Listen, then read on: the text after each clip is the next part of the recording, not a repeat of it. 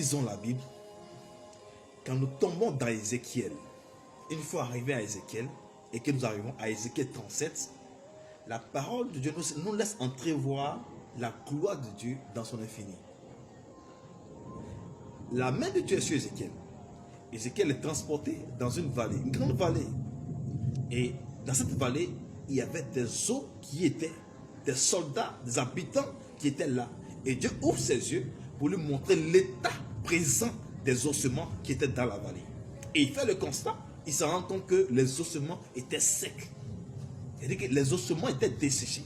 C'est-à-dire qu'il n'y avait plus d'eau dedans, il n'y a plus d'eau, il n'y a plus de cartilage. C'est-à-dire qu'il n'y a plus de tendons, les tendons étaient coupés. Les espoirs qu'il pouvait avoir sont déjà partis. C'est-à-dire qu'il n'y avait plus encore d'espoir à un niveau possible. Dit que ces eaux pouvaient répandre vie. On ne pouvait plus penser à ça. Et l'Éternel fait passer son serviteur auprès de ces ossements pour lui montrer à quel niveau de désespoir se trouvent ces eaux. À quel niveau de souffrance se trouvent ces eaux. Et il lui dit, regarde bien, comment sont ces eaux. Et il se rend compte qu'ils sont desséchés.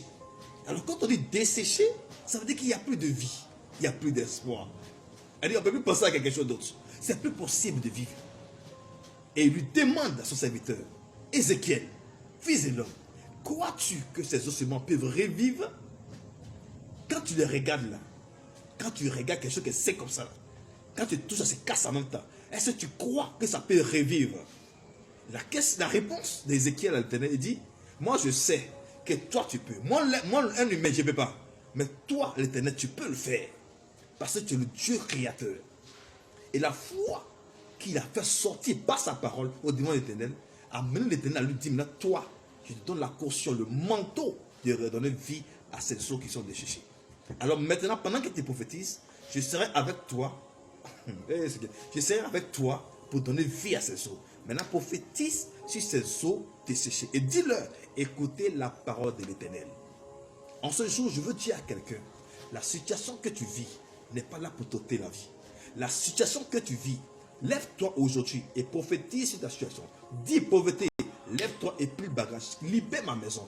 Dis maladie, lève-toi et plie bagage, libère ma maison. Pauvreté, libère ma maison. Lève-toi et commence à prier. Pendant que tu pries, que ta foi s'élève. Active ta foi et l'Éternel t'aidera à sauver ta situation. L'Éternel va se lever dans ton problème, dans ta situation. Ce que tu vis n'est pas une situation. Et les gens qui t'expliquent la situation, tu vas pleurer à la place. Maintenant, il est temps de te lever. Lève-toi et commence à prophétiser. Prophétise avec moi. Prophétise avec moi. Dis maladie, je ne veux plus te voir dans ma maison. Montagne, lève-toi de là et jette-toi dans la mer.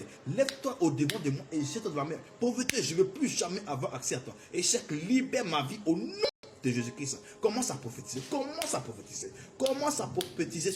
Commence à prophétiser.